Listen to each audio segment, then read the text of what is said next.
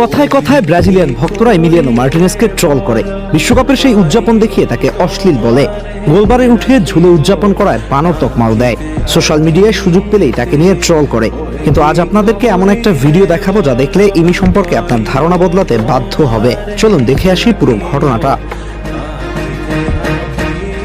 গত জানুয়ারিতে গ্রেমিও থেকে অ্যাস্টন ভিলায় যোগ দিয়েছিলেন ব্রাজিলিয়ান ইয়াং মিডফিল্ডার অ্যালিসন।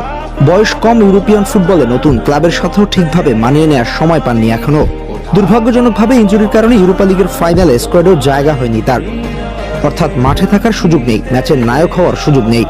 এমনকি শিরোপা জয়ের মুহূর্তে গলায় একটা চ্যাম্পিয়ন মেডেল পাওয়ার সম্ভাবনাও ছিল না। কিন্তু ফুটবল মাঝে মাঝে এমন কিছু মুহূর্ত উপহার দেয় যেগুলো ট্রফির চেয়েও বড় হয়ে যায়। শিরোপা জয়ের পর পুরো অ্যাস্টন ভিলা যখন উদযাপনে ব্যস্ত, সবাই ট্রফি নিয়ে লাফাচ্ছে, ছবি তুলছে, গান গাইছে, ঠিক তখন এমিলিয়ানো মার্টিনেজের চোখে পড়ে একটা জিনিস। সবার গলায় মেডেল আছে, কিন্তু অ্যালিসনের গলায় কিছুই নেই।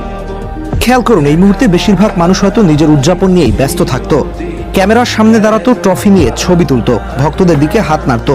কিন্তু ইমি সেটা করলেন না। তিনি উদযাপনের মঞ্চ ছেড়ে বেরিয়ে গেলেন। কেউ বুঝতেই পারেনি তিনি কোথায় যাচ্ছেন। দলীয় উদযাপনের মাঝেও মানুষটা যেন কিছু একটা খুঁজছিলেন।